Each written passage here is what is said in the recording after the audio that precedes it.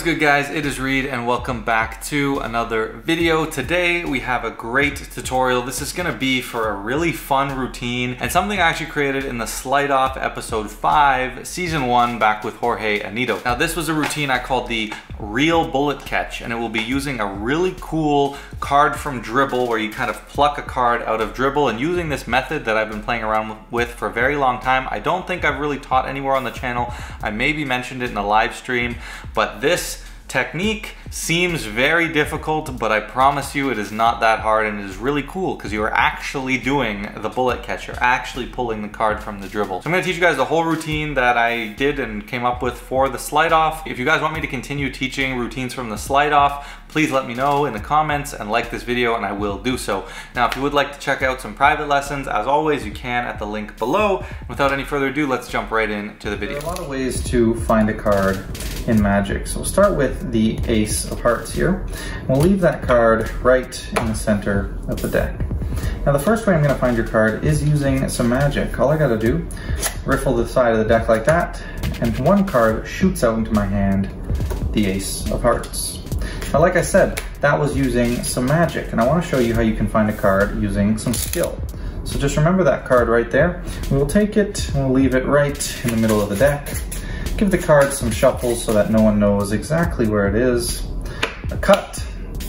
Now with any luck and a little bit of skill, I should be able to reach in there, pull out one card, and hopefully it is your 2 of diamonds.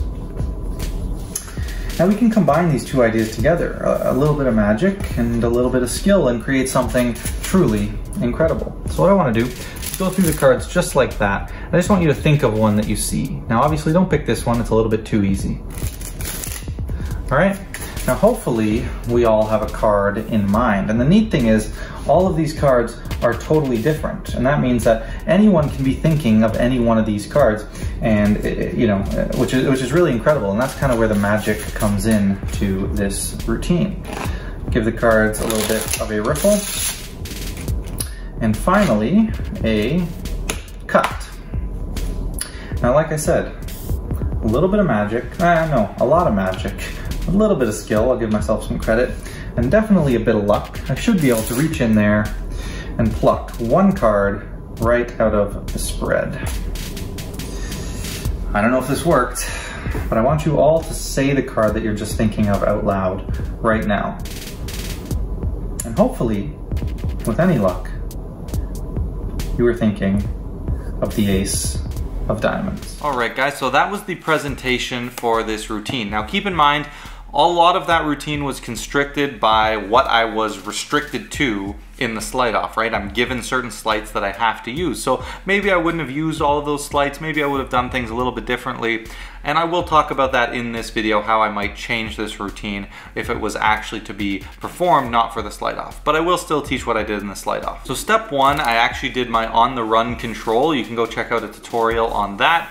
But basically you dribble the cards, you have a card selected, and then you're gonna push that card forward, okay? You're gonna turn it up to show it like this one last time. As you do that, these fingers are gonna pull off and pull this card away like this, but this is hidden from this angle. Now you're gonna come forward to place this packet down. As you do that, this finger pushes the card back, okay? And this thumb snatches this card here and they switch. So it's like this, and you place that card into the middle and put that packet on top, and you actually still have control of their card. So if you'd like to learn the full on the run control and all its depth and all the detail that it deserves, go check out that tutorial. And after the on the run control, I did a Top Shot production, something I am very bad at. That's why I put it at the start, so that I could, do this 100 times till I finally got it. And as you can see, I'm horrible at the Top Shot. I never use it, I don't know, it's just not a move that I like, but if, again, I would never do that for real if I was doing this as a routine. What I might do instead is one-handed top palm the card, transfer it into the left hand, right? I have it in a gambler's cop now. Then I'm gonna dribble and I'm gonna pretend to pluck it out like that. And now you could use this first phase as a sort of, okay, well let me tell you how I did it that first time. I actually did something called palming. So I actually held that card in my hand And as I was dribbling, I pretended to pull the card out of it. So now the next phase, when you have your hand open and you're actually doing it, you can kind of show that the next time, okay, it's either skill or magic or however you want to frame it. You know how, in the card to pocket, the first time you might use a palm, and then some people the second time they'll actually expose, hey, so the first time I used a palm, and then if the second time you do it without the palm, it makes it more powerful because you're like truly showing your hand empty. So it's the same sort of idea. So you go through, do the on the run control, boom, lose that card, and then you can shuffle it to the bottom and just go straight into a gambler's cop, but I might one-handed top palm as I place it down, transfer it into a gambler's cop, and for that I'm literally just placing it into a gambler's cop as my hands come together, boom, and then moving this hand away, right? So it's boom, boom, and then I say, watch, I'm gonna come here, boom, and I pluck their card out of the dribble. So that's an option. So my whole pattern for that was, oh, this is magic, now let me show you a skill, and then let me show you something different, right? So that was kind of the pattern that I was using. Now for the second phase, I had to use the Kelly bottom placement, which I think is a great control in this case. So I probably would still use it. So you have them call stop again. You now show them this card, and as you come down, you're gonna peel this off, and you're gonna put this on like this, and it looks like you're losing that card in the middle, but it actually went to the very bottom, right? It's going in here like this. So you're coming, and you're gonna just kind of grip it in sort of a biddle grip, and you're gonna pinch with the ring finger, and you're gonna pull it away, but also pull the thumb back, right? So the thumb's coming back to make that gap. So from the top, it's like this, and then this just goes in here, and you show it squaring all up, and it looks like that card is being lost, but it's actually been controlled to the bottom. So once again, from here to here, like this, exposed, you see like this, and then that goes underneath, right? That's coming underneath, and it's squaring up. So now you have the card on the bottom of the deck, and then what I did is I just did a milk shuffle, so I was just milking that bottom card and keeping it on the bottom, right? So I'm using these fingers to pull it, and I'm pulling the top and bottom cards like this. They're both coming, and I'm pulling everything else out and just shuffling it off on top. So that maintains the bottom control, right? Boom, maintain it on the bottom. So that's what I was doing there. Now, this is where the method for the real bullet catch comes in. Now, this is something that feels bold, but with a bit of practice, I promise it's not that hard. If you can pharaoh a deck of cards, you'll be even better at this. You don't need to be able to, but knowing how to pharaoh does help, funny enough. So what you do is you start with the card that you want to pluck out at the bottom of the deck. What you're gonna do is you're gonna split the deck basically perfectly in half. Now, if you're good at a pharaoh, that's why I say you'll be very good at separating the deck 26 and 26. Let's see if I got it here. And I did, perfect pharaoh right there. So again, it's just practice of the pharaoh. Now, it does not have to be perfect, but the closer to perfect you are, the higher your percentage will be. But as long as you're within a few cards, you're fine. So you're gonna do that. You're just gonna pick the deck up. You're gonna go like this, cut, set the top half down, and just cut the cards. And while you're doing this, you do your milk shuffle, and you say, and to finish off, we'll give the cards one last cut. Now that card is now sandwiched perfectly in the middle of the deck. What that's gonna allow you to do is very easily eyeball, and I know it sounds crazy, but it's very easy to eyeball once you get to half, right? So this is where I stopped, and what was our card? 4 of hearts, I was 2 cards off. And that's fine, and that's all you're gonna do. So basically you're gonna practice dribbling and stopping at halfway. Once again, 2 cards off. And as long as you're 2 or 3 cards above or below, you're perfect. That's all you need. And it's very easy. You can see I keep stopping on the 5 of spades. It's very easy to land right in that spot. Jack of hearts, 1 card off now. And that's just how you're gonna practice this. And now you couple this together with a pluck. So you're going through, and as you hit that halfway point, you're reaching in and plucking out some cards, okay? Now, I don't do this where I just pluck out 1 card and hope I get it right. No, that logically doesn't make a lot of sense. But what I do is I go through and I pluck out a few cards, and every single time I'm guaranteed that you'll pull out their card. As long as you just get decently good at that estimation of half the deck with the dribble, you will get their card every time. Like you see here, I pulled out 7 cards. Seems like a lot, but I was 3 above and 3 below, so that's a huge margin for error. And that's what allows this to almost never really go wrong. And again, if it does, just say it's this thing that, it takes a lot of practice to do, so you just give it another try. But once again, to show you 4 of hearts on the bottom, I will cut it perfectly into the middle of the deck, go through, pluck, and once again, I have the 4 of hearts. Now, you can get better, so you do this with less cards. Usually the sweet spot for me is plucking like 6 or 7, but oftentimes I'll just pull like 4 cards. And I think that's totally fine, right? To me, and the way this effect is structured, they don't really think you know their card, because you show it to them and it goes on the bottom, and then you shuffle, so they don't think you know what their card is. And if you really sell that, you don't know what it is, then when you do this, and you pluck it out, you know, even though you have a few cards, you shouldn't, you know, they think you don't know what the card is. So when you come like this, turn towards you and quickly pull out 1, it's fine, because they don't think you know what the card is. But that also happens very quickly, right? That moment of having a bunch of cards ends with 1 card. And once you're at this moment before you reveal, I would, you know, recap here. I'd say, think about that. The cards were shuffled, you picked a card, and I reached in and plucked out 1 card from the spread. And saying that, I plucked out 1 card from the spread, and holding this 1 card like this and doing that little recap will kind of make them forget that originally you kind of pulled out a few and then pulled down to 1.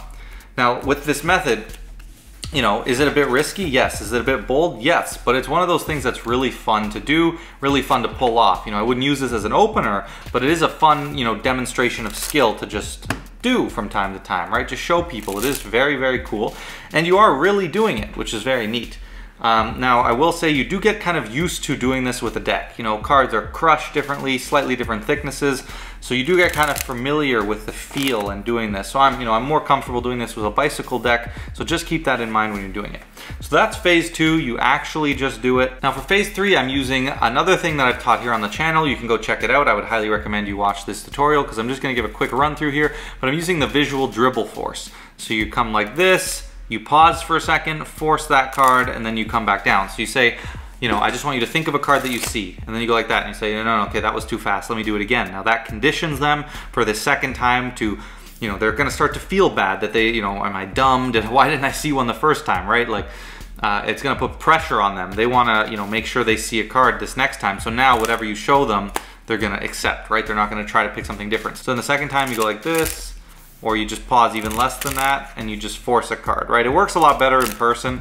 It's not really something for the camera.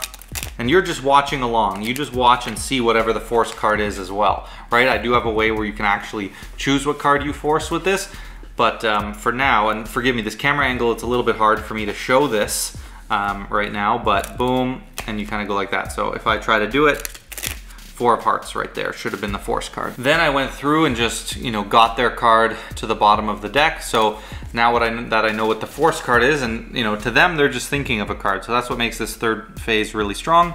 So I'll go through and I'll be like, look, you could be thinking of any one of these cards. And then I'll either cull their card, or I'll just hold a break with my index and continue to spread like this, and then I'll cut it to the top later on, whatever you're more comfortable with. So I'll go through and say, look, you know, you could have thought of any one of these cards, right? They're all different. You're just thinking of a card. Now I have their card on the top, shuffle it a few times, you know, say I'll give the deck a mix, shuffle it to the bottom there by just stripping it off and throwing it on the bottom. Do maybe another milk shuffle, keeping it on the bottom. And then you say, and finally, I'm gonna give it a cut. Whatever pattern you choose, you know, I think I said now this is where the real magic is gonna happen. And I went through, boom, plucked it. The secret here, and if you watch the video, I didn't look at the faces of the cards this time. I just went like this, and I then plucked 1 card out. And that's another thing you can do if you are feeling like you don't like this and then going through and pulling out their card, right? If you don't like that, well, use a marked deck. Then when you have this packet, you can quickly glance down, pull out the card you need to, and it's their card now, and you just hold it like this, recap, da-da-da. You know, I plucked 1 card from the spread, and you reveal it as their card. So that's the routine. You know, you start with phase 1, maybe you talk about it being some luck, and then the second phase you could talk about being skill, and the third phase, magic. And you know, with that first phase, like I said, I really like the idea of doing the on the run control, boom, like this, and then, like I said, you can palm it, right? Top palm, transfer it, and then come in here and go boom, watch, boom, like that. And you plucked out their card, and then you'd say, so that time what I did, I actually cheated a little bit. I actually used some sleight of hand, and I did what's called palming. So I actually secretly had that card already in my hand, and then I went through and pulled it out. Now this next time I'm gonna show you what real skill looks like. I'm gonna do it for real. So now you go like this, you show them, Kelly bottom placement, cards here, cut it into the middle, and now you say, look, nothing in my hands, I'm actually gonna pull your card from the spread and you pull it out, right? And then the third phase, you can say, you know, it's gonna be magic or whatever, because now you're doing like a thought of card. All right, guys, I hope you absolutely loved that tutorial. It was a lot of fun. I love the bullet catch as a method. I have a few different methods that I use. I have one that I use that's kind of a bit more practical, a bit more surefire, but not as clean and not nearly as fun to do. So let me know if you guys think you'll ever perform this, because trust me, give it a try, a little bit of practice. It's really not that bad. The estimation part is a lot of fun. It's super bold and fun to do. So I want to thank all the new subscribers. Welcome for joining. And if you would like, you can check out private lessons. Link in the description. I am running a bit of a sale right now, so you can save some money on your private lessons if you'd like. And with all that said, guys, don't forget to like, comment, share, subscribe, and I will catch you in the next video.